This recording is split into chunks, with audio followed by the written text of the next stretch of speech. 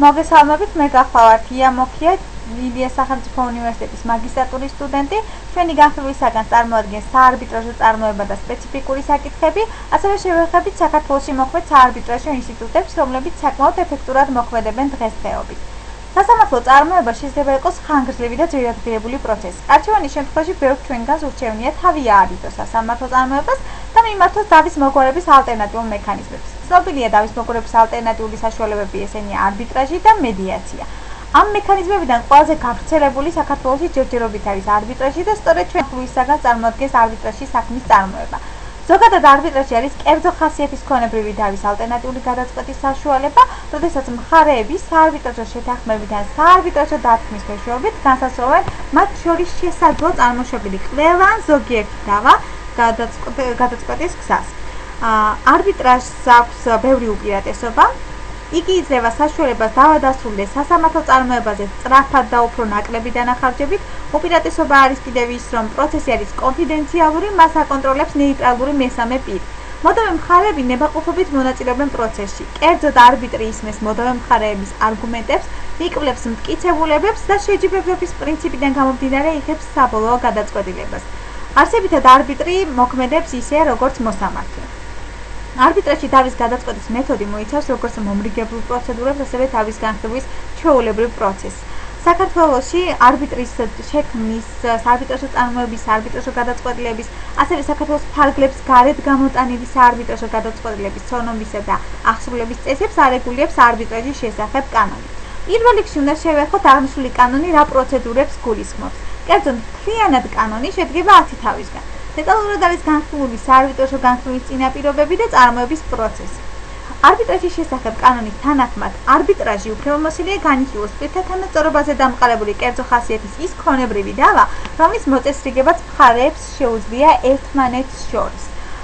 ახლა ვისაუბრებ პიროვნებაზე, რომელიც შეიძლება არბიტრად დაინიშნოს და პირველ რიგში პირის არბიტრად დანიშვნა დაუშვებელია მისი თანხმობის გარეშე. არბიტრობაზე თანხმობა ფორმდება წერილობით, ხოლო მათი დანიშვნის პროცედურა დგინდება მხარეთა შეთანხმებით. ეთიკის კოდექსი, რომელიც შემუშავებულია 2014 წელს და ინოვაციას წარმოადგენს არბიტრთან დაკავშირებით აღნიშნავს, რომ პირი უნდა დათანხმდეს არბიტრად დანიშვნას მხოლოდ იმ შემთხვევაში, თუ დარწმუნდება, რომ მას შეუძლია იმოქმედოს მიუკერძებლად. მას შეუძლია იმოქმედოს მხარეებისგან, პოტენციური მოწმეებისგან და სხვა არბიტრებისგან დამოუკიდებლად. გააჩნიეს სათანადო კომპეტენცია და აქვს საკმარისი დრო დაიწყოს საარბიტრაჟო განხილვა პროცესის მოთხოვნების შესაბამისად და განხილვის დაწყების შემდეგ დაუთმოს სათანადო დრო და ყურადღება პროცესს. მხარეთა მოთხოვნის შემთხვევაში პირი, რომელიც უნდა დაინიშნოს არბიტრად, ვალდებულია არბიტრის მოვალეობის შესრულების დაწყებამდე საარბიტრაჟო წარმოების მხარეებს და არბიტრაჟს წარუდგინოს წერილობითი ინფორმაცია განათლების და არბიტრად მუშაობის გამოცდილების შესახებ. არბიტრის დანიშვნისას და არბიტრაჟმა უნდა გაითვალისწინოს მხარეთა მიერ შეთანხმებული საკვალიფიკაციო მოთხოვნები, დამოკიდებელი და მიუკერძოებული არბიტრის დანიშვნის უზრუნველსაყოფად. შეზღუდვა არბიტრაჟთან დაკავშირებით. დაუშვებელია პირს აეკრძალოს არბიტრად დანიშვნა გარდა იმ შემთხვევების, როდესაც იგი არის ქმედუნარო ან შეზღუდულქმედუნარიანი, სახელმწიფო პოლიტიკური თანამდებობის პირი ან მოხელე, მსჯავრდებული დანაშაულის ჩადენისთვის ან გაქარწყლებული არ აქვს ნასამართლეობა. მხარეს უფლება აქვს მოითხოვოს არბიტრის აცილება, თუ არბიტრი არ აკმაყოფილებს მხარეთა შეთანხმებით განსაზღვრულ კვალიფიკაციას და მეორე შემთხვევა არსებობს გარემოებები, რომლებსაც შეუძლია გამოიწვიოს დასაბუთებული ეჭვი არბიტრის დამოუკიდებლობასა და მიუკერძებლობაში. მხარეს უფლება აქვს მოითხოვოს თავის მიერ დანიშნული არბიტრის აცილება მხოლოდ იმ გარემოებათა გამო, რომლებიც მისთვის ცნობილი გახდა არბიტრის დანიშვნის შემდეგ.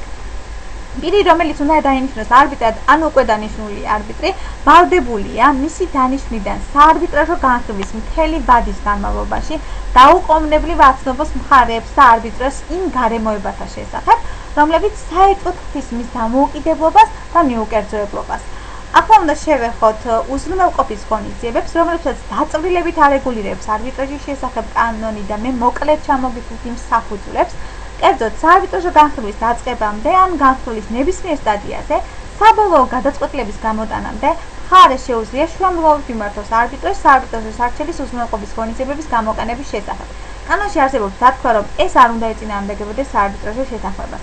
მხარის მიმართვის საფუძველზე, გონივრულ ვადაში, არბიტრაჟი წერილობითი საარბიტრაჟო გადაწყვეტილებით ავალის მხარეს საბოლოო საარბიტრაჟო გადაწყვეტილების გამოტანამდე პირვანდელი მდგომარეობის შენარჩუნებას ან აღდგენას. ისეთი ზომების მიღებას, რომელიც უკავშირდება მეორე მხარისთვის ან თვით საარბიტრაჟო წარმოებისთვის ზიანის მიყენების თავიდან აცილებას. მესამე ნაწილი ეს არის ღონისძიებების განხორციელებას იმ აქტივების შესანარჩუნებლად, რომლებიდანაც ასრულდება შემდგომი საარბიტრაჟო გადაწყვეტილება. და მეოთხე, მტკიცებულებების შენახვასა და შენარჩუნებას, რომლებიც შესაძლოა უკავშირდებოდეს საარბიტრაჟო დავასა და მის გადაწყვეტას. რაც შეეხება არბიტრაჟს, საარბიტრაჟო საჩელის უზრუნველყოფის ღონისძიებების გამოყენება შეუძლია, თუ დაასაბუთებს, რომ საარბიტრაჟო საჩელის უზრუნველყოფის ღონისძიებების გამოუყენებლობამ შეიძლება გამოიწვიოს ისეთი ზიანი, რომლის თავიდან აცილება შეუძლებელი იქნება მეორე მხარისთვის ზიანის ანაზღაურების ვალდებულების დაკისრებით. მეორე შემთხვევაში, საარბიტრაჟო საჩელის უზრუნველყოფის ღონისძიების გამოუყენებლობით გამოწვეული ზიანი მნიშვნელოვნად აღემატება იმ ზიანს, რომელიც შესაძლოა მიადგეს იმ მხარეს, რომლის წინააღმდეგად მიმართულია საარბიტრაჟო საჩელის უზრუნველყოფის ღონისძიებები, ამ ღონისძიებების გამოყენების შემთხვევაში. მესამე შემთხვევა არის არსებობს საფუძვლიანი ვარაუდი იმის შესახებ, რომ მისი სასარჩელო მოთხოვნა დაკმაყოფილდება. აღნიშნული ვარაუდი გავლენას არ ახდენს არბიტრაჟის მიერ შემდგომი გადაწყვეტილების გამოტანაზე. არბიტრაჟი ასევე უფლებამოსილია მოსთხოვოს მხარეს, რომელიც შუამდგომ საარბიტრაჟო საჩელის უზრუნველყოფის ღონისძიების გამოყენებაზე აღნიშნულ უზრუნველყოფის ღონისძიებებთან დაკავშირებული შესაბამისი უზრუნველყოფის გარანტიის წარმოდგენა. და რაც შეეხება საარბიტრაჟო განხილვას. საარბიტრაჟო განხილვის წესს განსაზღვრავენ მხარეები არბიტრაჟის შესახებ კანონის მოთხოვნათა დაცვით. თუ მხარეთა შორის არ არსებობს შეთანხმება საარბიტრაჟო განხილვის წესის შესახებ, მაშინ დავა განიხილება არბიტრაჟის მიერ დადგენილი წესით ამ კანონის მოთხოვნების დაცვით. ამასთანავე საარბიტრაჟო განხილვის ადგილი განისაზღვრება მხარეთა შეთანხმებით. მხარეთა შეთანხმების არარსებობისას საარბიტრაჟო განხილვის ადგილს განსაზღვრავს არბიტრაჟი საქმის განმეორებიდან და იმის გათვალისწინებით, თუ რამდენად მოსახერხებელი იქნება ეს ადგილი მხარეებისთვის. პრობლემა წარმოადგენს ჩაბარებები, თუ მხარეთა შეთანხმების სხვა რამ არ არის გათვალისწინებული, წერილობითი შეტყობინება როდის იქნება მიღებულად, როდის ჩაითვლება ჩაბარებულად. თუ ის ადრესად ჩაბარდა პირადად ან თავის იურიდიულ მისამართზე, საცხოვრებელ ან უკანასკნელ სამუშაო ადგილას. ხოლო თუ შეუძლებელია ასეთი ადგილის დადგენა, წერილობითი შეტყობინება ჩაბარებულად ითვლება, თუ ის გაგზავნილია ადრესატის უკანასკნელ ცნობილ იურიდიულ მისამართზე, საცხოვრებელი ან სამუშაო ადგილის მისამართზე დასრული წერილით ან სხვა საშუალებებით, უბრალოდ რომელიც ადასტურებს შეტყობინების მიწოდებისა და ჩაბარების მცდელობას. საარბიტრაჟო განხილვის ფორმას, რაც შეეხება, ეს არის უფლებამოსილია ჩაატაროს საქმეზე წარმოქმნილ მტკიცებულებათა ზეპირი განხილვა, ან საქმის განხილვა მხოლოდ საბუთების და სხვა მტკიცებულებების საფუძველზე. ერთ-ერთი მხარის მოთხოვნით არბიტრაჟი ვალდებულია ჩაატაროს ზეპირი განხილვის საარბიტრაჟო განხილვის ნებისმიერ სტადიაზე, გარდა იმ შემთხვევებისა, როცა მხარეებმა უარი განაცხადეს ზეპირ მოსმენაზე. მტკიცებულებები სასამართლოს დახმარება მტკიცებულებათა მოპოვებაში. ვისაუბრებ ამ საკითხებზე, თუ მხარეთა შეთანხმებით სხვა რამ არ არის გათვალისწინებული, არბიტრაჟი უფლებამოსილია საარბიტრაჟო განხილვის ნებისმიერ სტადიაზე მოსთხოვოს მხარეს წარუდგინოს მეორე მხარის საქმესთან დაკავშირებული ნებისმიერი საბუთი თუ მტკიცება. გამოიძახოს ნებისმიერი მხარის მოწმე, ან საჭიროების შემთხვევაში მოითხოვოს მისი დაკითხვა საარბიტრაჟო განხილვის დაწყებამდე და გამოიყენოს მოწმის ჩვენების განხილვის დროს. საარბიტრაჟო განხილვის ნებისმიერ სტადიაზე მოსთხოვოს მხარეს წარმოადგინოს საქმესთან დაკავშირებული ნებისმიერი საბუთი ან მტკიცება.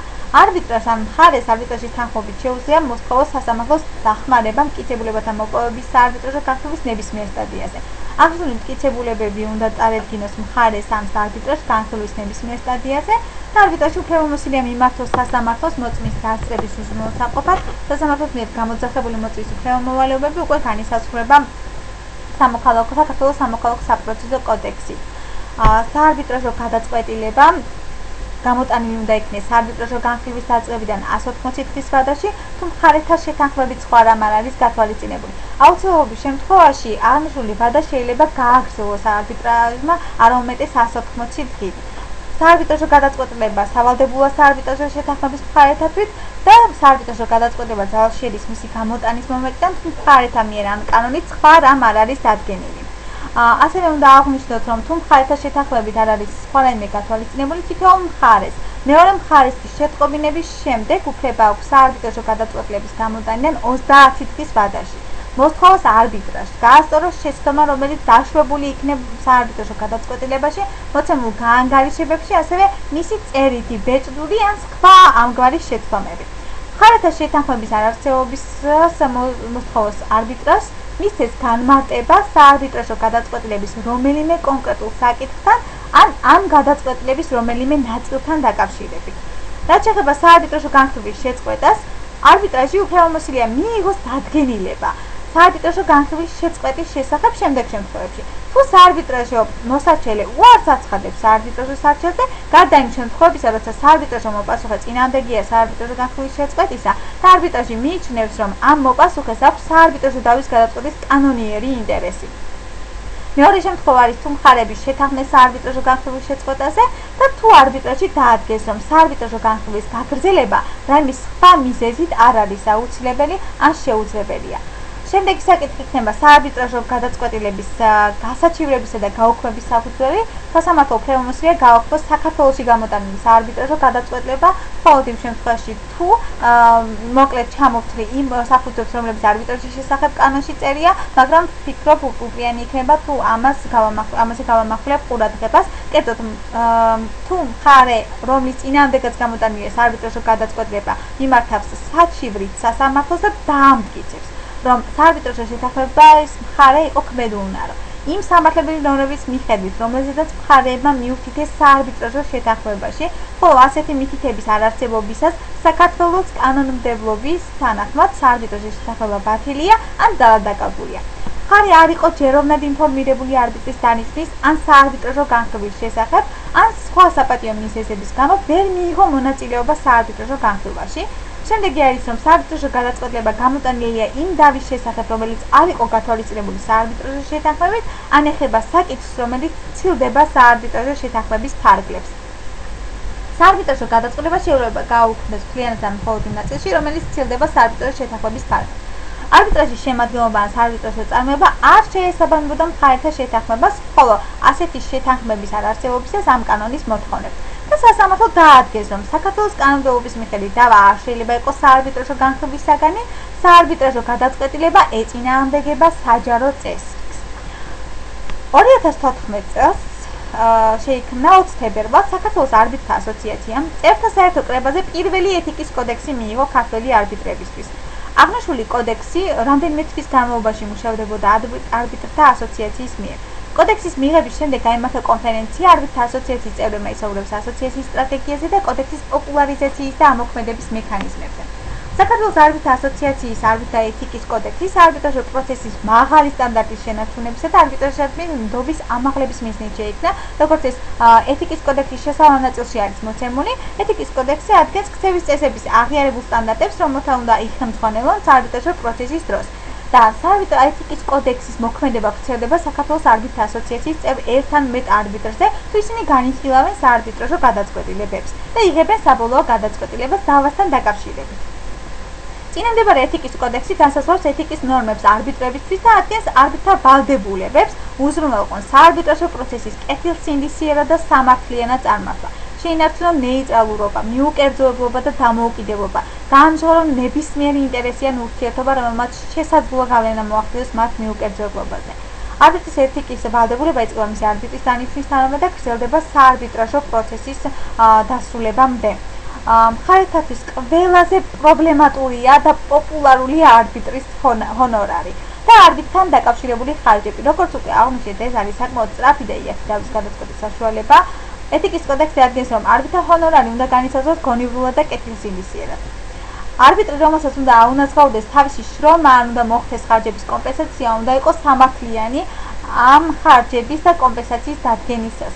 არბიტრი ვალდებულია თავიდან აიცილოს გაუმართლებელი ხარჯები და დროის გაჭიანურება. საქართველოში მოქმედებს არაერთი საარბიტრაჟო ინსტიტუტი, თითოეულ მათგანს სჭირდება პოპულარიზება.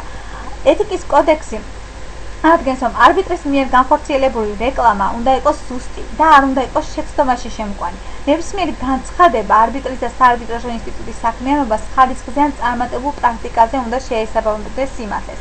არსებობს ისეთი საარბიტრაჟო ინსტიტუტები, რომლებმაც უფრო ეფექტურად კერძო არბიტრაჟის შესახებ, რომელთა ხარვეზები არსებობდა არბიტრაჟის შესახებ კანონში გადასვლის დროიდან, უფრო ეფექტურად განახორციელეს მოქმედება და ხშირ შემთხვევაში ხდება მათი გადაწყვეტილებების ცნობა და აღსრულება სასამართლოს მიერ, თუმცა არსებობს ისევ პრობლემატური არბიტრაჟები, რომლებიც ბანკების მიერ არის შექმნილი და კონკრეტული ბანკი მაგალითად ერთი და იგივე არბიტრაჟს უთითებს ყველა ცნობა ახსოვებაზე და ერთი და იგივე საარბიტრაჟო ინსტიტუტის მიერ არის გადაწყვეტილი. ეს გარკვეულ კითხვებს სვავს და აღნიშნული უნდა დადეგულირდეს და ეს არის დროის მომენტი მხოლოდ. დიდ მადლობას მოგახსენებთ ყურადღებისთვის.